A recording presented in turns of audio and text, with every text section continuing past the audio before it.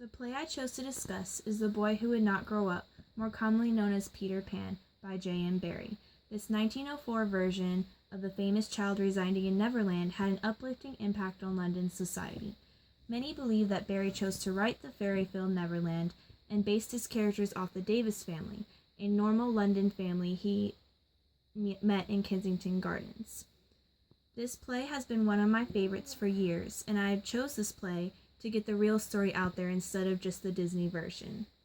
In the play, Wendy, John, and Michael stay together in the nursery with their nurse, Nana, who happens to be a dog. Their loving mother comforts them as their father chains Nana up in the yard. Then the parents leave for dinner. Without Nana's protection, a young flying boy with his fairy sneaks through the window to find his shadow. After the successful reattachment of the shadow, he flies back to Neverland with Wendy, John, and Michael in tow. There, the Lost Boys, Peter's followers, have been having troubles with Captain Hook and his pirate gang. As Peter and company fly down to their hideout, Tinkerbell, his fairy, convinced the Lost Boys to shoot the Wendy bird in her jealousy. Their arrows shoot true. However, an acorn Peter labeled a kiss saved Wendy's life. Peter informs the boys that Wendy is their mother, that she is there to tell the stories. While in Neverland, they have grand adventures with mermaids and Indians. Peter and Wendy even save the chief's daughter, Tiger Lily, from Hook. After the fight, they are saved by a white kite flying around that let Wendy off the Marooner's Rock and to safety. Sadly, Wendy, John, and Michael began to miss their own parents, especially their own mother. They convince the Lost Boys to return home with them, saying that their mother will be glad to adopt them. Peter refuses to go, however, and so they leave without him, but on the way out the door, they get kidnapped by Hook and the pirates. Peter has to help save them from the ship and returns them to the Darling household. He leaves back to Neverland, but not before Wendy's mother convinces him that Wendy will be allowed to return for spring cleaning every year.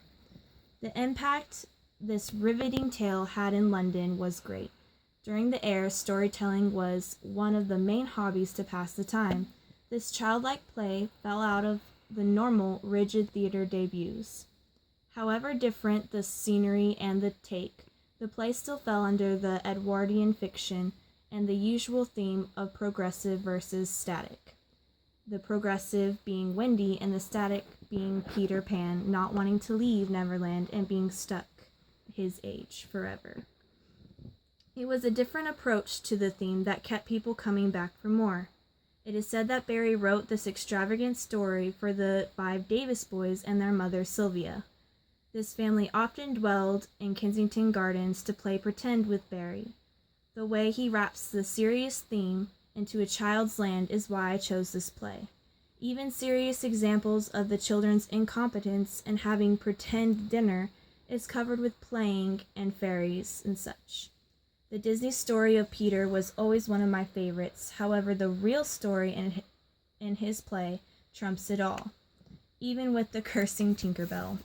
The Boy Who Would Not Grow Up by J.M. Barrie has changed thousands of lives over the years.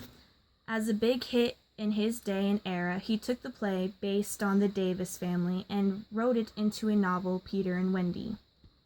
This woven tale will always take me to that beautiful land and to make me want to fly with the fairies.